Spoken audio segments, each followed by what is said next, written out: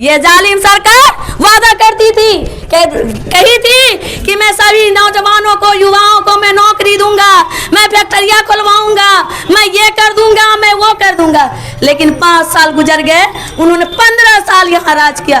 क्या वो फैक्ट्रियां लगवा सकते थे, वो कंपनियां खुलवा सकते थे? आज हमारे लोग बड़े पैमाने पर जाते हैं, बहुत ज़्यादा तादाद में जाते हैं दिल्ली, मुंबई, बनारस काम करने के लिए। उन लोगों को वहाँ जाने की ज़रूरत नहीं होती, उनको बिहार में रोजगार मुहैया कराया जाता। लेकिन ये सरकार, ये गद्दार सरकार ने कराने का काम नहीं किया। किसी एमएलए से पूछिएगा, किसी एमपी से पूछिएगा तो कहेगा मैंने सड़कें बनवाया, मैंने पुलें बनवाई, मैंने फलना किया, मैंने चिलना किया। अरे सड़क, पुल, पुलिया ये तो जनता का अधिकार है। आपने कौन सा कमाल कर दिया? गठबंधन कर लिया। उससे पहले बोला करते थे कि एनडीए के सरकार में मैं नहीं जाऊंगा, नीतीश मेरा दुश्मन है, नीतीश के साथ नहीं जाऊंगा।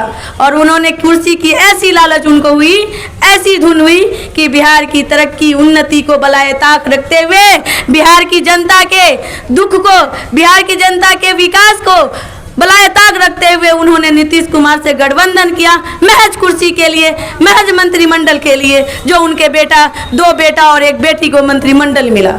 आप लोग जान रहे होंगे आखिर क्यों ये जो बिहार की सूरत हाल है, आज जो ये बिहार की लाचारी है, बिहार में बेबसी है, ये 5 साल जो ये नीतीश कुमार जो लूटा है, और आज जो ये बीजेपी की सरकार फिर से सत्ता में आई, आखिर इसका कसूरवार कौन, इसका जिम्मेदार कौन? इसका जिम्मेदार कांग्रेस और राजद के लोग हैं, जो आज बिहार इस कगार पे पहुंच गई है। आप लोग बुद्धिजीवी हैं, आप लोग जनता जनार्दन हैं, आप लोग वोट करते हैं, आप लोग वोट के मालिक हैं, और आप अपने कलेजे पर हाथ रख करके बोलिए क्या मैं गलत बोल रही हूँ, क्या मैं गलत बता रही हूँ आप लोगों को? और उसके बाद दोनों अलग अलग हो करके बिहार को बर्बाद करने का काम किया। मेरे भाइयों, मेरे दोस्तों, कहना है आज आप देखें जो हाल फिलहाल में हम लोगों के साथ ये बीजेपी की सरकार, ये लुटेरी किस तरीके का हम लोगों के साथ उन्होंने व्यवहार किया। उन्होंने सदन में जो बिल पास करने का काम किया, एनआरसी, सीए, एनपीआर, अगर हमारे वरिष्ठ असदुद्दीन ओवैसी साहब उस सदन में नहीं होते तो किसी को पता भी नहीं चलता, कोई जान भी नहीं सकता था कि हमारे साथ ये सरकार हमारे विरुद्ध कौन सी कानून लागू कर रहे हैं। वो सिर्फ मुसलमानों के लिए नहीं था, वो कानून हिंदुओं के लिए, दलितों के लिए, और वंचित समाज के लिए, आदिवासियों के लिए, सभी के लिए नुकसानदेह था वो बिल, जिस बिल को हमारे शेर हिंदुस्तान वरिष्ठ असदुद्दीन ओवैसी साहब ने उस सदन में सभी के सामने फाड़ने का काम किया। कहा कि मैं तेरे इस कानून को नहीं मानता, मेरे देश की जनता इस कानून को नहीं मानती। क्या इस तरीके का आपका किसी नेता ने उन जालिमों के आंख में आंख डाल करके बात करने का हिम्मत किया क्या? आप उसी जगह देखिए जो सेकुलर के नाम पर वोट लेते हैं, क्या वहां सेकुलर के नेता नहीं थे? क्या सेकुलर के एमपी नहीं थे? किसी ने चू तक नहीं बोला जब हमारे विरुद्ध, हमारे खिलाफ सीए, एनआरसी जैसे काले कानून लागू हो रहे थे। और जब वो कानून लागू हो जाता, थोड़े दिन के बाद लोगों को खबर मिलती, लोगों को नोटिफिकेशन होता और कहा जाता कि आपको डिटेंशन कैंप में बुलाया गया है, सरकार का हुक्म है, आपको जाना होगा। अगर हमारे यहाँ की जनता, ये बेचारी दलित, वंचित समाज, आदिवासी लोग कहां से कौन सा कागज लाते बताइए? जिनके इलाके में साल में 3 बार सैलाब आ जाता है, जिनके घर में आग लग जाती है, जब आग लगने का मौसम आता है, उनका कपड़ा ताद, उनका हर एक चीज जल जाता है, क्या कागज बचेगा? किसी का कोई कागज बचने का कोई सवाल पैदा होता है? जब पानी आता है, जब सैलाब आता है, तो लोग, आदमी तक बह जाते हैं, जानवर तक बह जाते हैं, तो वो कागज का क्या लोग जो है हिफाजत करेंगे? क्या किसी को मिलता? और जब वो कागज नहीं रहता तो सरकार के जरिए कहा जाता कि आप लोग यहाँ के वासी नहीं हैं, शक है आप पर, आपको डिटेंशन कैंप में रहना ही होगा। और वहाँ जानवर से बदतर हालात की जाती, जानवर से बदतर आप लोगों के साथ सुलूक होता, हम लोगों के साथ सुलूक होता। क्योंकि वहाँ पर जो पारित हो रहा था, वो एमपी, वो मिनिस्टर बैठकर ये देख रहा था कि हम लोग तो अमीर हैं, हम लोगों से कागज मांगा ही नहीं जाएगा, अगर मांगा जाएगा तो हम लोग तो कागज पेश कर देंगे, हम लोगों को क्या मतलब है इन चीज़ों से? जाने गरीब, जाने दलित, जाने मुस्लिम, जाने वंचित समाज, जाने जी महरूम लोग, जाने जो है आदिवासी लोग, हमको क्या मतलब है। तो मैं कहना चाहती हूँ मेरे अजीज साथियों, मेरी माँ बहनों, मेरे भाइयों कि 5 साल बाद ये चुनाव आ रहा है, 5 साल बाद ये इलेक्शन होने जा रहा है। बहुत गंभीरता से सोचने की ज़रूरत है, बहुत ही अक्लमंदी की ज़रूरत है। आप लोग अपना वोट, कीमती वोट जो 5 साल के लिए किसी को आप देने के लिए जा रहे हैं, 5 साल के लिए आप किसी पे विश्वास करने के लिए जा रहे हैं, आप ऐसे लोगों को आंख बंद करके वोट ना दें जो आपको कहीं गड्ढे में धकेल दे। आज ये सरासरी गड्ढे में धकेलने की बात हुई है दोस्तों। मेरा कहना है आप देखिए, आपके आंखों के सामने की बात है, बहुत ज़्यादा दिनों की बात नहीं है। आप लोग देखे होंगे किस तरीके से हमारे प्रवासी मजदूर दिल्ली में, मुंबई में, मद्रास में, हैदराबाद में, पुणे में, आपका जो है कहाँ कहाँ दिगर जगह पर, गोवा में वगैरह वगैरह जगह पर प्रवासी लोग थे जो रोजाना रात और दिन मेरे पास फोन आता था और कहते थे बहन मैं यहाँ 10 आदमी फंसा हुआ हूँ, बहन 20 आदमी फंसा हुआ हूँ, बहन खाने के लिए कोई राशन नहीं है, बहन सरकार के तरफ से हम लोगों पर कोई जो है हम लोगों को राशन नहीं पहुँचाया जा रहा, कोई इंतज़ाम नहीं है। और वहाँ पर फिर मैं क्या करती थी, हैदराबाद फोन किया करती थी। जो लोग महाराष्ट्र में फंसे हुए थे जलील साहब को फोन करती थी, जो लोग हैदराबाद में फंसे हुए थे डायरेक्ट हैदराबाद में फोन करके जो वहाँ के इंचार्ज हैं उनको कहा करती थी मेरे इलाके के लोग, मेरे गांव के लोग, मेरे जिला के लोग, मेरे प्रखंड के लोग फलां इलाके में फलां जगह फंसे हुए हैं, मेहरबानी करके उनको राशन पहुँचाने का काम करें, मेहरबानी करके उनको जो है आर्थिक मदद करने का काम करें। रात में फोन करती थी, सुबह में उनके पास लोग हमारे मजलिस इत्तेहादुल मुस्लिमीन के सिपाही लेकर के पहुंचा करते थे। क्या किसी सरकार के लोग पहुंचा करते थे? सरकार के लोग ने लूटने का काम किया, सरकार के लोग ने उस हालत में नोचने का काम किया, सरकार ने उस वक्त भी अपनी आंखों को बंद कर लिया। ये नीतीश सरकार क्या बोलेगी, ये बहरूपिया की सरकार क्या बोलेगी, जिसको सिर्फ कुर्सी प्यारी है, ना तो उनको जनता प्यारा है, ना हमारे युवाओं का रोजगार प्यारा है। आज 1 लाख युवाओं, लाखों युवाओं हमारे रोड पर सड़क छाप बन गए, रोजगार नहीं है उनको, खाने के लिए तरस रहे हैं, वो रोज नौकरी के लिए भटक रहे हैं, लेकिन नौकरियां नहीं है। ये जालिम सरकार वादा करती थी, कही थी कि मैं सभी नौजवानों को, युवाओं को मैं नौकरी दूंगा, मैं फैक्ट्रियां खुलवाऊंगा, मैं ये कर दूंगा, मैं वो कर दूंगा, लेकिन 5 साल गुजर गए, उन्होंने 15 साल यहाँ राज किया। क्या वो फैक्ट्रियां लगवा सकते थे, वो कंपनियां खुलवा सकते थे? आज हमारे लोग बड़े पैमाने पर जाते हैं, बहुत ज़्यादा तादाद में जाते हैं दिल्ली, मुंबई, बनारस काम करने के लिए। उन लोगों को वहाँ जाने की ज़रूरत नहीं होती, उनको बिहार में रोजगार मुहैया कराया जाता। लेकिन ये सरकार, ये गद्दार सरकार ने कराने का काम नहीं किया, क्योंकि उनको जनता से प्यार नहीं, सिर्फ कुर्सी से प्यार है। आपने देखा होगा ये 5 साल पूर्व माझी जी कुर्सी पे बैठे हुए थे, उनके मित्र थे, उनको लगा कि अब माझी जी लगता है कि पूरी तरीके का कुर्सी पकड़ लेंगे, कुर्सी छोड़ेंगे ही नहीं। उन्होंने माझी जी को भी लात मारा और फिर से कुर्सी पकड़ लिया। अभी फिर लगा उनको कि माझी जी के जो कास्ट के लोग हैं हमको वोट नहीं देंगे। अब यहाँ मुस्लिम तो इकट्ठा हो चुकी है, दलित के लोग इकट्ठे हो चुके हैं, सारे जाति के लोग एकता हो चुके हैं। अब क्या होगा? फिर से उन्होंने माझी को बुलाया और माझी भी इतने बड़े सत्ता भोगी, सत्ता के लालची लोग, जिन्होंने उन्हें धक्का मार के भगाया, फिर उन्हीं के जाकर गला वो पकड़ रहे हैं। तो सोचने की बात है मेरे दोस्तों, बेदार होने की जरूरत है, खबरदार होने की जरूरत है। ऐसे चोरों से, ऐसे लुटेरों से, उनके एमएलए हमारे भाई साहब थोड़ा गर्म हो गए थे, हमारे बच्चे से कुछ बुला चला गया था। भाई साहब आप देखिए, जब से आजादी हुई है, जब से देश आजाद हुआ है, आपके इलाके में किसने सत्ता किया है? तरह तरह का मुखौटा पहन के कौन आया है? एमएलए कौन बना है? एमपी कौन बना है? मंत्री कौन बना है? कौन बना है? क्या आप लोग जानते नहीं है? अलग अलग मुखौटा पहन के अलग अलग पार्टी के लोग पार्टी का टिकट लेकर के आए, एक ही व्यक्ति, एक ही फैमिली के लोग बने। आपके क्षेत्र में क्या विकास हुआ?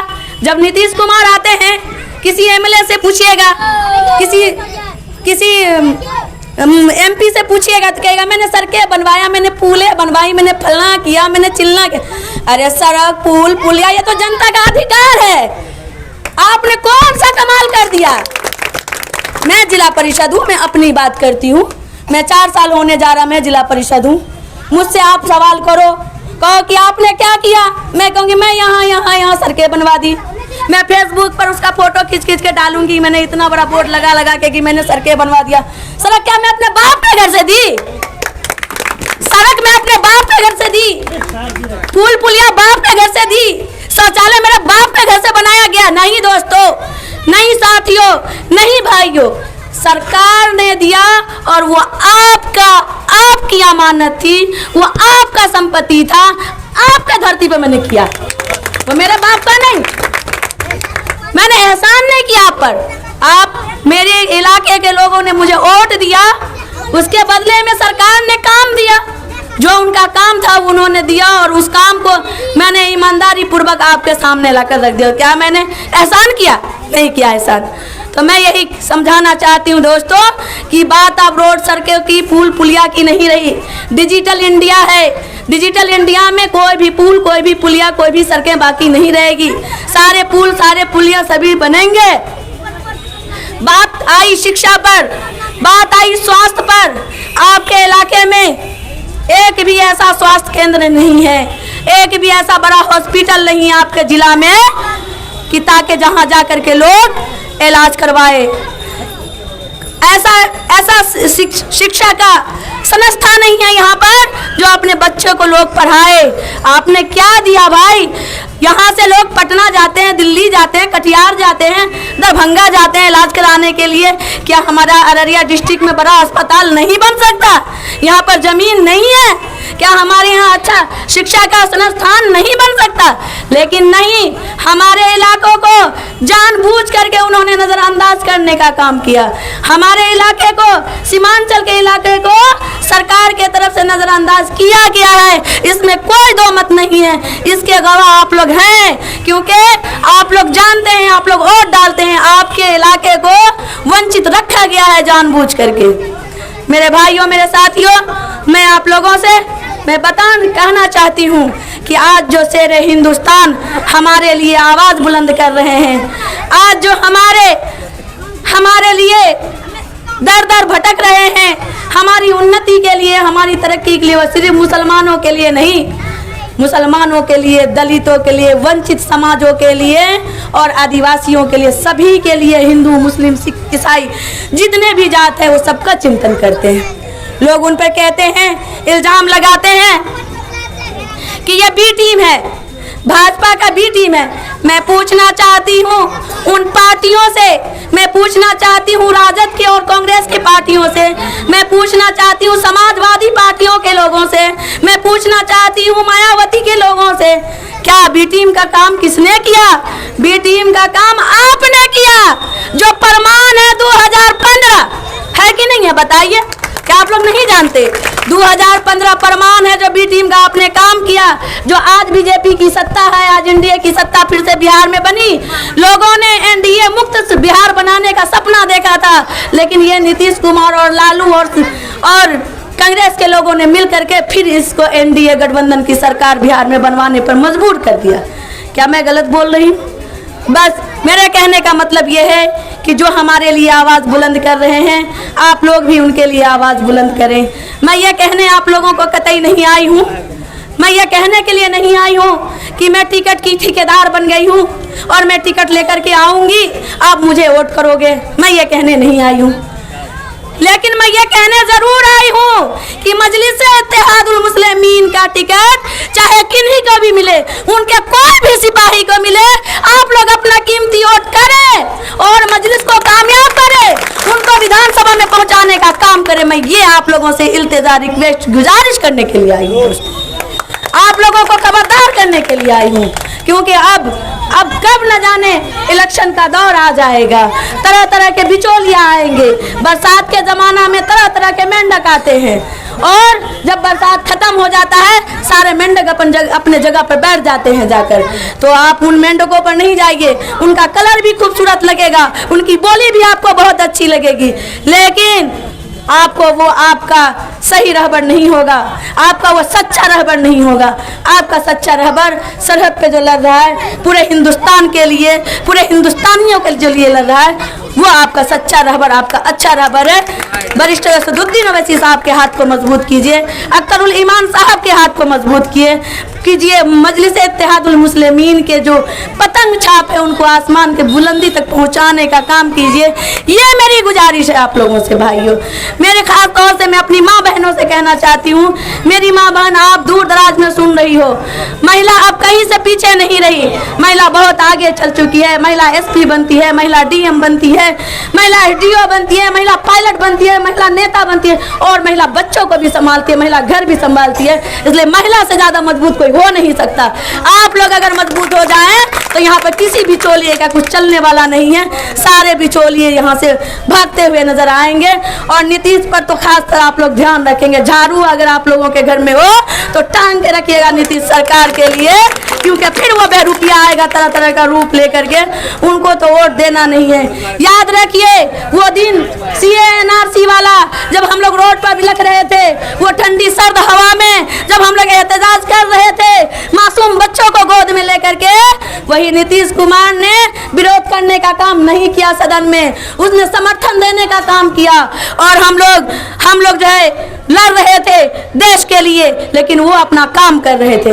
मेरी माँ बहनों, मैं आप लोगों को बताना चाहती हूँ, जिस तरीके से हमारा देश आज़ाद हुआ था अंग्रेजों से, आज जरूरत है ये नीतीश कुमार भाजपा की सरकारों से आज़ाद होने की जरूरत है देश को।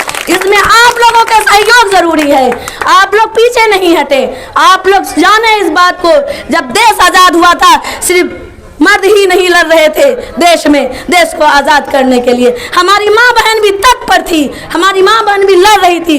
ये मेरी दादियाँ सुनाया करती थी, मेरी नानियाँ सुनाया करती थी, मेरे लोग सुनाया करते थे। ये कहानियाँ मैंने सुनी है। उस वक्त मेरी माँ बहन अपने जेवर नोच नोच करके दिया करती थी और कहा करती थी, जाइए मेरे शौहर देश को आज़ाद कीजिए, जाओ मेरा बेटा देश को आज़ाद करो।